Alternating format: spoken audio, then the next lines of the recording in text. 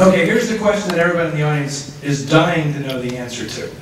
Where was the trailer park? Was the trailer park real, and where was it? Do you remember? Yes, it was just above Union Station in downtown Los Angeles. It really existed. It really existed. Yes, It was a crappy little place.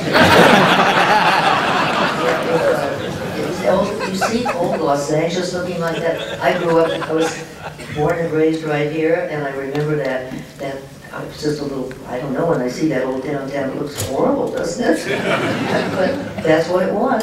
And it's just, you know, something that would be a treasure to keep that movie alive and be able to see that area that is not long gone now. So now that we didn't realize we were working in that kind of a situation, this is a real treasure. Yeah. Yeah, you never know at the time, like this is going to be a treasure, right?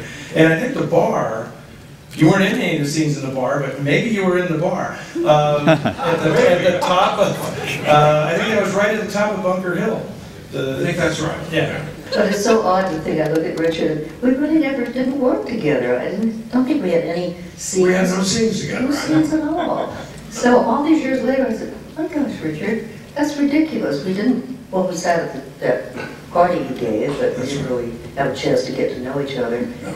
And I wanted to ask about the darling little gal. Oh, yeah. The what? Darlene. We have to talk about Darlene. Yeah. Now, the thing that people might not realize is that Jean Porter was actually the wife of director Edward Dmytryk. You know, very famous director, directed Powell and Murder My Sweet. Yes. What can you tell us about Jean? Well, during the movie, of course, he was in jail. He had been accused of the House Un-American Activities, that whole crock that took place, and I actually had to trade cars because his ex-wife was trying to take his car while he was in prison. And so we switched cars, and I had his car, which was much better than her car. I won, and that was that. She was a darling girl and suffered a lot. I talk to her occasionally now. She's still alive. Yeah, she is. Sure. Why did we get her here tonight? Yeah, she's fine. Hey, no, she was darling. She was, No. Just you and me and her. Just good. Have another microphone.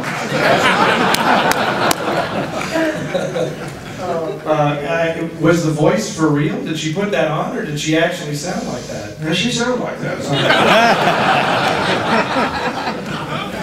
I didn't get to work with either, other than just that night at the table. But that was such an era, and to think that these films are being rescued, really rescued and restored, and to see it tonight, I've been watching once in a while on a DVD, but you don't see the difference. It's different in the theater. But it's really a wonderful film, and the films that there's so many out there that you're trying to restore. And I'm Don't remind me. Everybody doing that. I hope that I can help too in any way. I'll be happy to. Well, I have to say, I did not mention this at the top, but of course, Rhonda did contribute to the funding of this restoration as well.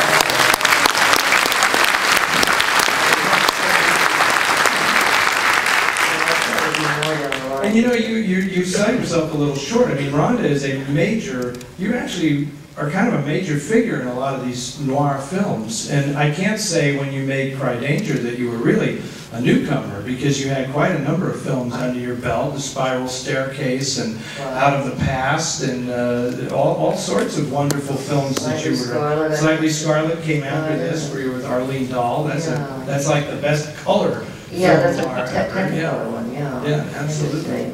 Interesting, that's true, and I didn't realize what the noir films were, but now I realize that they're hot.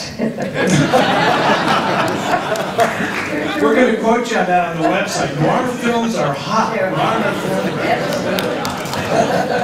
Excellent. Oh, that's great. Dick, did you consider this to be your favorite of the films that you had made, or is there as good a part as I ever had? It's certainly, Stalin 17 was certainly a good movie.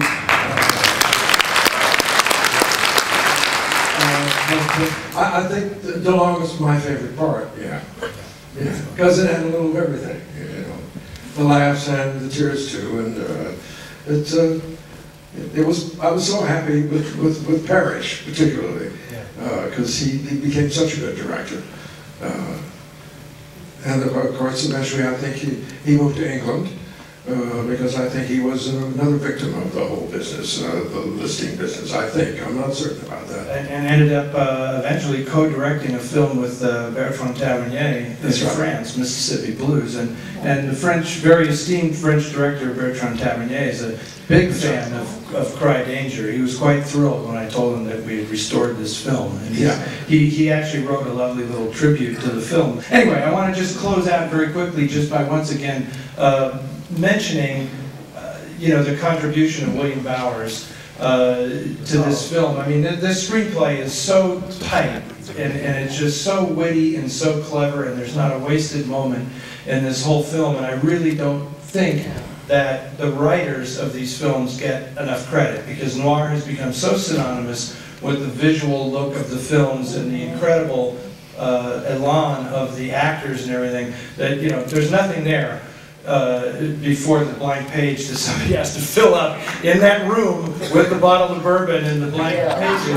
And Bill Bowers, man, he could fill up a page as good as anybody. It was just wonderful. Really, the writing was just great. And I really, because you brought it up, I really paid attention. So to all the clever writing. It was just great.